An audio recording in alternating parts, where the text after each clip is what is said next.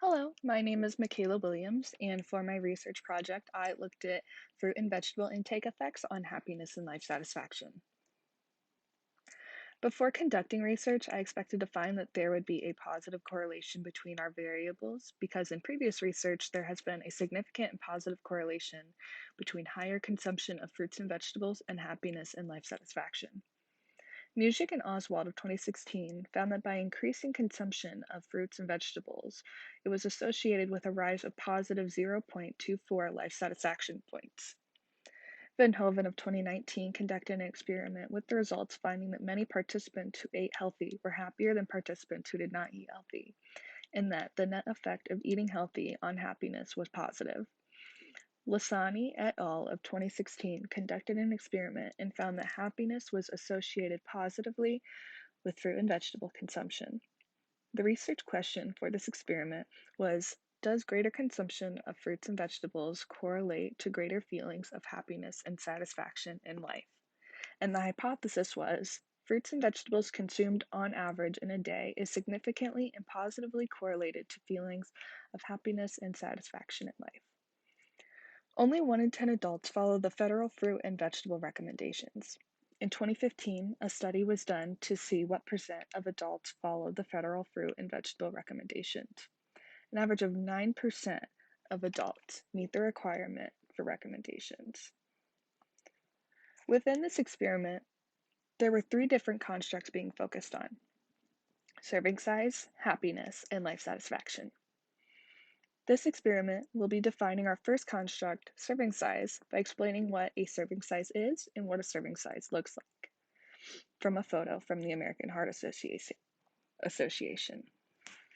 This construct is important in this experiment because it will give us our independent variable of fruit and vegetable consumption and how it relates to happiness and life satisfaction. In this experiment, we will be defining our second construct based on Lyubomirsky's definition.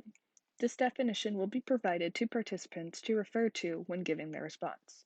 Lyubomirsky describes happiness as the experience of joy, contentment, or positive well-being, combined with a sense that one's life is good, meaningful, and worthwhile. 2008. This construct is important in this experiment because it will give us one of our dependent variables of level of happiness in day-to-day life. Our third construct is life satisfaction. Life satisfaction generally implies the pleasure that a person gets from his or her life. Tillman and Unsall, 2004. This construct is important in this experiment because it will give us our second dependent variable of level of satisfaction with life. For psychological principles, we used the planned behavior theory and the social cognitive theory. Filippi et al. Of 2016 examined health behavioral theories that could help explain dietary behaviors among adolescents. In their research, they used the planned behavior theory and the social cognitive theory. The planned behavior theory is used to understand and predict behaviors, which assumes that behaviors are determined by intentions and control. Kahn et al. 2017. The social cognitive theory examines the interaction between people, their behaviors, and their environments. Glanz, 2008. They observed that there was a positive association between social cognitive constructs and healthier food groups. These theories apply to this experiment as both these theories can be applied to dietary behaviors. Dietary behaviors correlate with my research question. Moving on to methods. For our procedures, this experiment uh, collected data by having a Qualtrics survey. Qualtrics is a web-based tool used in survey research collection. Participants will complete this online survey to measure demographics, eating habits, and life satisfaction and happiness. By collecting data through online surveys, this should allow for anonymous data collection, reducing the frequency of respondents giving inaccurate data. For this experiment, 40 participants were needed. Many of the participants will be from PSY 2120 Section 103 course and from the medical fraternity on campus, Phi Delta Epsilon. I expect to get roughly 20 participants from the PSY 2120 Section 103 course and the remaining number from Phi Delta Epsilon as there are over 40 members. The independent variables in this experiment is eating habits, and I will be controlling for participants from Ohio University that are in the College of Arts and Sciences between the ages of 18 and 22 that have not experienced any recent life changes. The experiment controls for these variables to eliminate any constructs that have not been considered.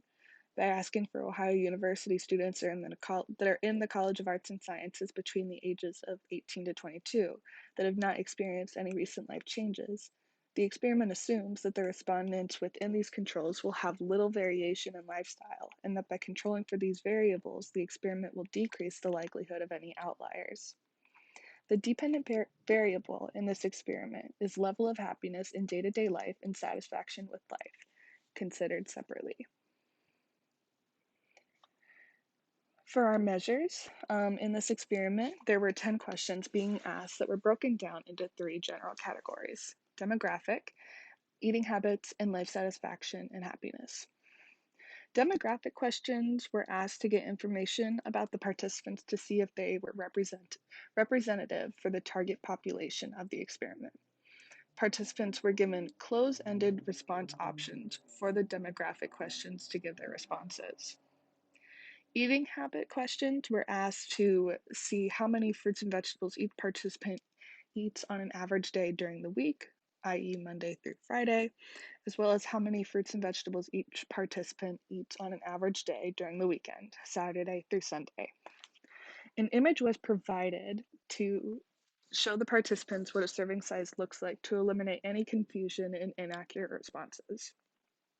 Participants were given a sliding scale from 0 to 10 to indicate how many servings of fruits and vegetables they eat in a given day based on that image from the American Heart Association. Life satisfaction and happiness questions were asked to see the level of satisfaction participants feel in life and the level of happiness participants feel in life. Participants were given a semantic differential response option ranging from 0, extremely unhappy / extremely unsatisfied, to 10, extremely happy, extremely satisfied. This experiment will be using correlation and regression. By using these, this experiment will be able to see the correlation between consumption of fruits and vegetables and feelings of happiness and life satisfaction in those who are Ohio University students in the College of Arts and Sciences and between the ages of 18 to 22. And using regression will show the independent variable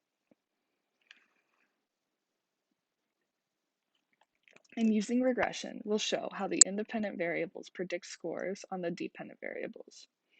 As previously mentioned, this experiment had initially controlled for participants from Ohio University students that are in the College of Arts and Sciences between the ages of 18 and 22 that had not experienced any recent life changes. Unfortunately, during this experiment, a global pandemic occurred, COVID-19. COVID-19 is a respiratory illness that can spread from person to person. Due to the global pandemic, all universities in the United States had shut down and moved to online classes. Many students had to move out of their dorms and back to their main place of residence. This disease has become a large factor in everyone's day-to-day life. Thus, many respondents answered yes to the question of, has there been any recent, within the last month, changes in your life, positive or negative? We had decided to remove our control of not having anyone experience any recent life changes. Therefore, this experiment only controlled for participants from Ohio University that were within the College of Arts and Sciences and between the ages of 18 to 22. Also, this experiment was unable to get 40 respondents. Much of this was due to failure of participants to complete the survey once beginning and failure during distribution of the survey. Therefore, this experiment only had 31 participants, including those who had answered yes to the question controlling for life events. Now, moving on to our results. As you can see here in figure 1, the means for questions regarding eating habits and happiness and life satisfaction can be found here. In figure 2, you can see that we ran a correlation between our variables using a two-tailed test with an alpha level of 0.025. This experiment found a correlation between consumption of fruits and vegetables on feelings of happiness and life satisfaction to be positive 0.057. Therefore, there was little to no correlation between our variables. The regression equation came to y hat equals 0.06x plus 7.07. Moving on to our discussion, our results suggest that there is little to no correlation between our variables. The results came as somewhat of a shock, as in many previous research there has been significant and positive correlation found. During this experiment, the global pandemic of COVID-19 occurred and caused a significant effect on our research. Due to COVID-19, we had decided to remove one of our controls of not having any recent life changes. Therefore, this experiment was only able to control for participants from Ohio University that are within the College of Arts and Sciences and between the ages of 18 to 22.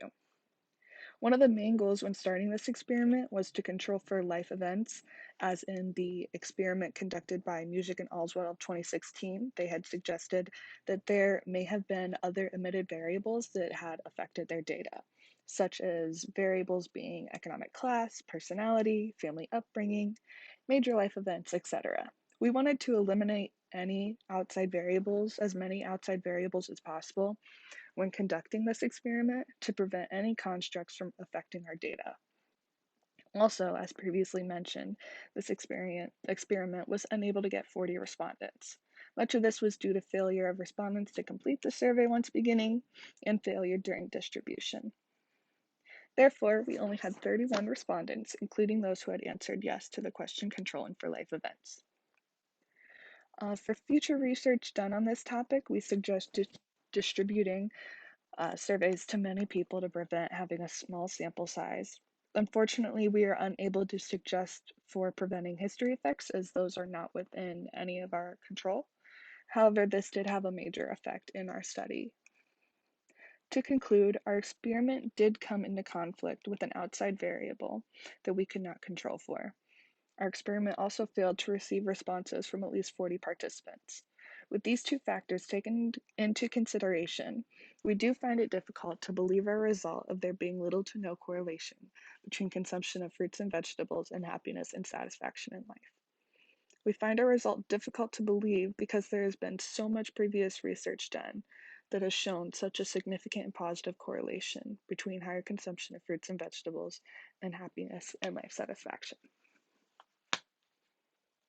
Here are my references from my presentation,